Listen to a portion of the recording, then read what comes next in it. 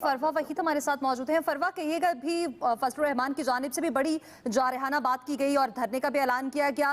पहले सिर्फ पीटीआई की जानिब से इस तरह की बातें की जाती थी और अब हुकूमती इत्तेहाद में भी इस तरह की बातें हो रही हैं, तो क्या कहेंगी? ये पहले एक नादान थे, अब तमाम तर लोग नादान हैं।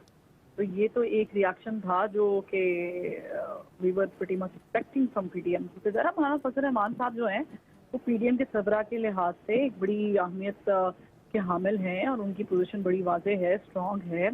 उनका जो मौक़िफ़ है वो पीडीएम का मौक़िफ़ है। बहुत सारे लोगों ने, दोस्तों ने कहा जब इनके मुज़ाकरात शुरू हुए कि नहीं जी, इनके मुज़ाकरात जो है वो बेशक मौलाना साहब नहीं मान रहे हैं लेकिन कामयाब हो जाएंगे और मौलाना साहब के अगेंस्ट जाके होंगे और उनको ये बहुत ज़्यादा एक जैसे कहते हैं ना कि दुख हो जाएगा। तो मेरा मौक़िफ़ उस वक्त भी ये था कि मौलाना फजलुर रहमान साहब ने ना कही है तो इसके पीछे कोई स्ट्रेटजी ज़रूर है और ये नहीं होंगे कामयाब। तो पॉइंट ये है कि आज भी जो मौलाना फजलुर रहमान साहब ने अभी कहा है बात करते हुए, उन्होंने जो सुप्रीम कोर्ट के बाहर धरना देने की बात की है, मौलाना साहब को याद है कि पहले भी जब इमरान खान साहब की हुकूमत के खिलाफ भी तब निकले थे तो कुछ हमने वो ऐसा मॉब नहीं देखा था कि जो नजर आतश कर दे गाड़ियों को या बदतमीजी करे या तूफान बदतमीजी हो वगैरह वगैरह।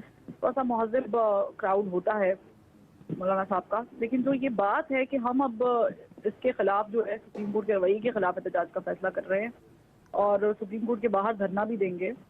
और ये जो उन्होंने बात की है कि घी जो है वो आराम से नहीं निकलेगा तो हम उंगली टेढ़ी कर देंगे, उंगली टेढ़ी करके निकाला जाएगा। तो उनका मतलब ये है कि अगर आप आराम से नहीं मानेंगे इमरान खान साहब की गिरफ्तारी को तो हम और चीज़ों में फंसा देंगे, हम अब बैठने वाले नहीं हैं। तो ये जंग का आगाज हो चुका है, बिगल बच चुका है।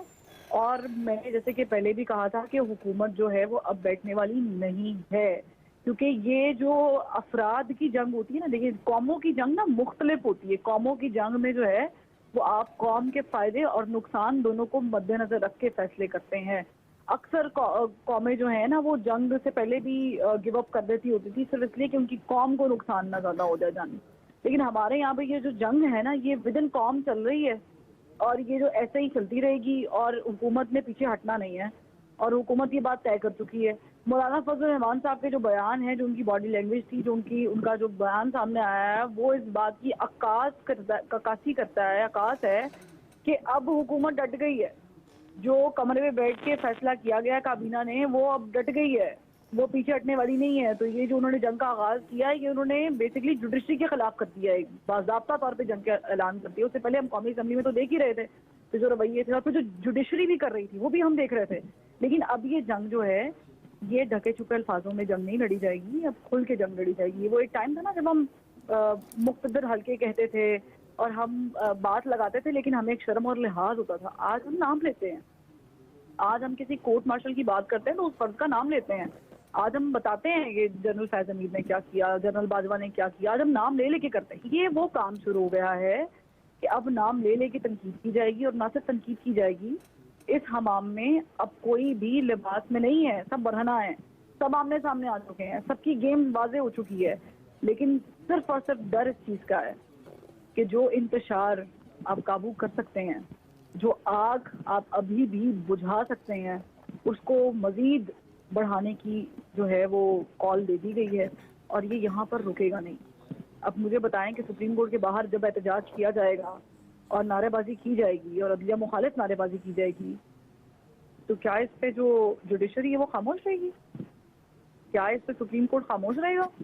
क्या इस पे रिएक्शन नहीं आएगा? ये तो बात कहीं रुकने का नाम ही नहीं ले रही है, कहीं थमने का नाम ही नहीं ले रही है। यही तो चीज़ है जो हम समझाने की कोशिश कर रहे हैं कि कहीं तो फुल स्टॉप हो, कहीं तो रुक जाएं। लेकिन अब ये जो मौलाना साहब की तरफ से बयान सामने आया इससे तो वाज़ेह तौर पे पीडीएम की जो स्ट्रेटजी है, जो मौजूदा गवर्नमेंट की स्ट्रेटजी है वो हमें नज़र आ गई है। क्योंकि मौलाना साहब पीछे पीछे बैठे हुए थे और वो एक आधा बयान देते थे लेकिन खामोशी इख्तियार की होती, वो इंटरवीन नहीं कर रहे थे। गवर्नमेंट कर रही थी या जो करा रहे थे वो करा रहे थे।